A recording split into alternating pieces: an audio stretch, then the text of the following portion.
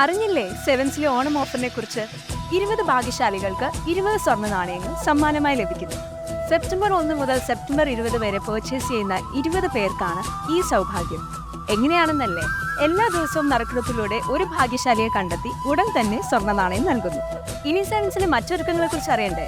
Light weight ആഭരണങ്ങളുടെ variety design, cute diamond collection, 10 പവൻ മുതലുള്ള കല്യാണ സെറ്റിൽ തുടങ്ങിയ വിപുലമായ ഒരുക്കങ്ങളുമായി ഈ Onam പൊന്നോണമാക്കുവാൻ sevens ഒരുങ്ങിക്കഴിഞ്ഞിരിക്കുന്നു.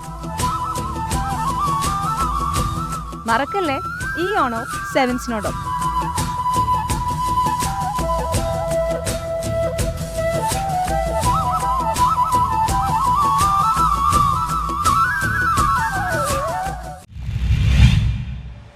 Edakochi Pashnithodu saint Joseph കപ്പളയിൽ പരിശുദ്ധ വേളാങ്കണ്ണി മാതാവിന്റെ തിരുനാളിന് തുടക്കമായി. ഇടക്കൊച്ചി പഷ്ണിത്തോട് സെന്റ് ജോസഫ് കപ്പളയിൽ പരിശുദ്ധ വേളാങ്കണ്ണി മാതാവിന്റെ തിരുനാളിന് തുടക്കമായി. വേളാങ്കണ്ണി മാതാവിനോടുള്ള ഭക്തിയുടെ നിറവിൽ നൂറുകണക്കിന് വിശ്വാസികളുടെ സാന്നിധ്യത്തിൽ ഇടക്കൊച്ചി സെന്റ് മേരീസ് ഇടവക വികാരി ഫാദർ റാഫി കൂട്ടുങ്കൽ തിരുനാൾ കൊടിയേറ്റ് നടത്തി.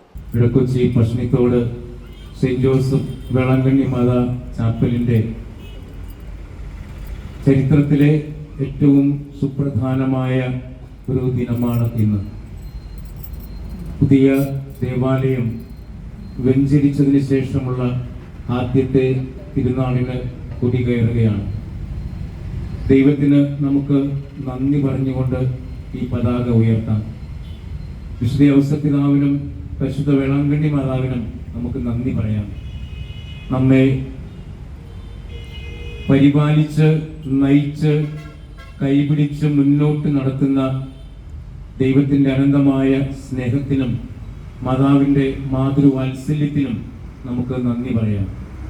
ഈ പതാക ആകാശത്തേക്ക് ഉയരുമ്പോൾ അത് നമ്മുടെ ഹൃദയങ്ങളായിരിക്കണം, നമ്മുടെ മനസ്സായിരിക്കണം സ്വർഗത്തിലേക്ക് ഉയരേണ്ടത്.